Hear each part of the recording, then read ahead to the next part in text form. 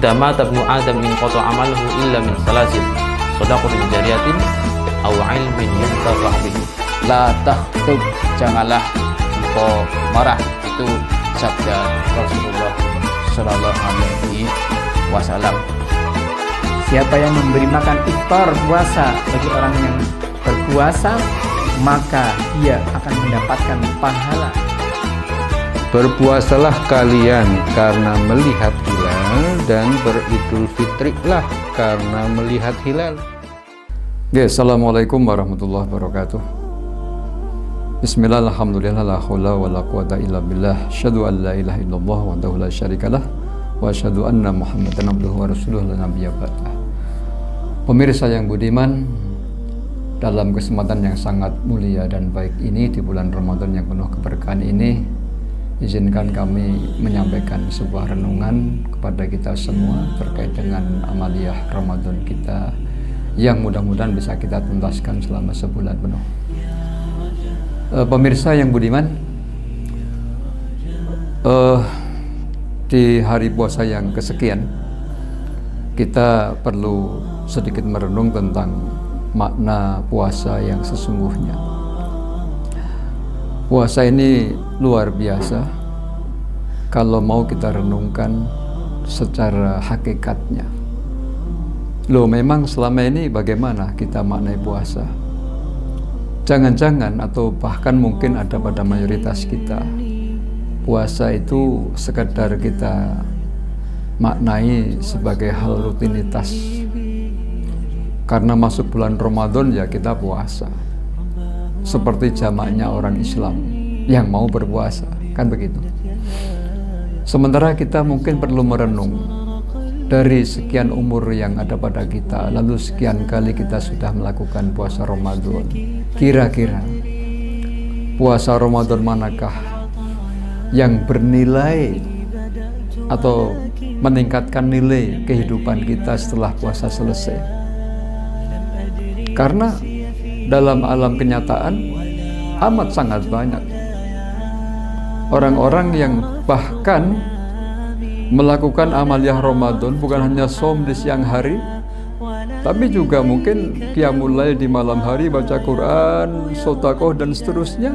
Tetapi begitu bulan Ramadan sudah selesai, begitu shaum ditinggalkan, begitu masuk bulan-bulan berikutnya, kemudian aktivitas harian, seakan-akan dia itu kita semua seakan-akan tidak ada bekas-bekas yang signifikan untuk seorang lulusan akademi Ramadan.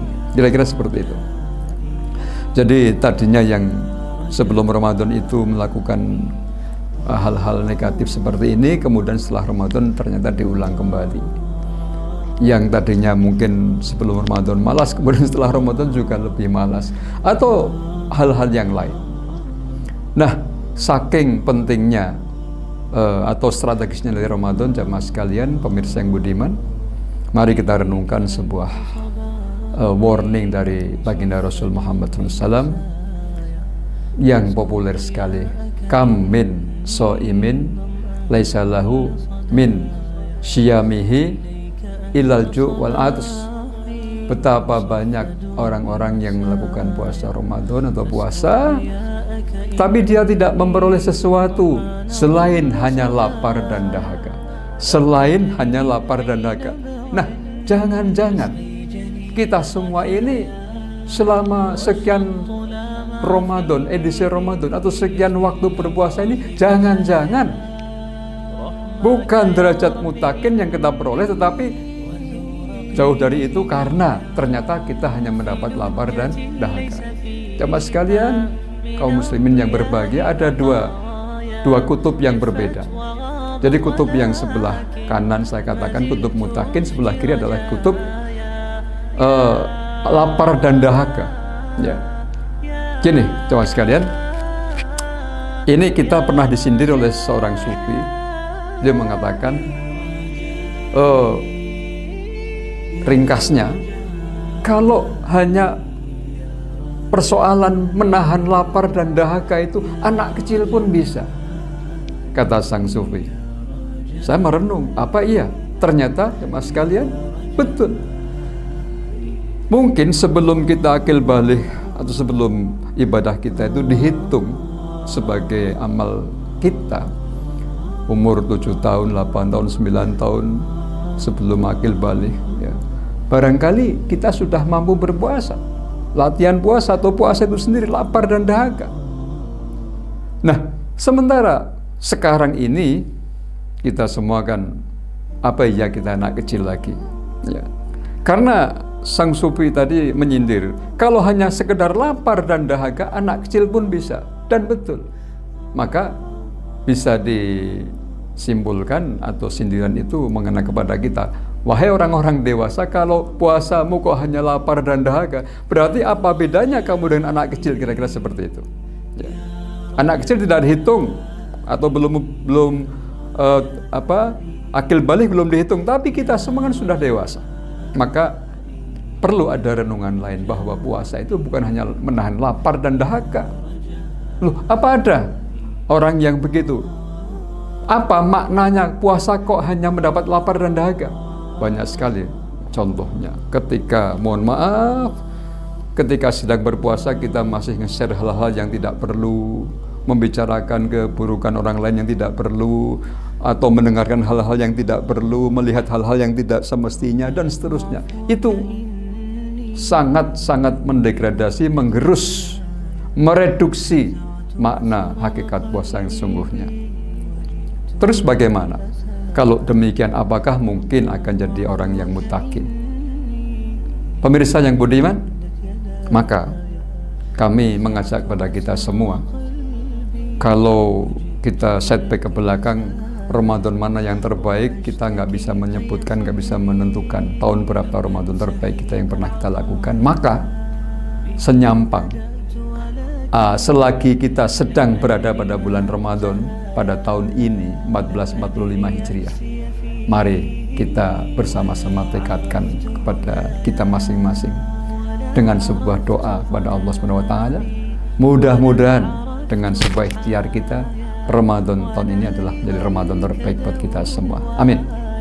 Sehingga begitu nanti kita selesai Ramadan, kita lulus dari akademi Ramadan, kita menjadi pribadi yang lain, pribadi yang lebih baik, pribadi yang muttaqin. Kira-kira renungan kami yang bisa kami sampaikan, saya kira itu saja. Para pemirsa yang budiman, mudah-mudahan apa yang kami sampaikan ada manfaatnya.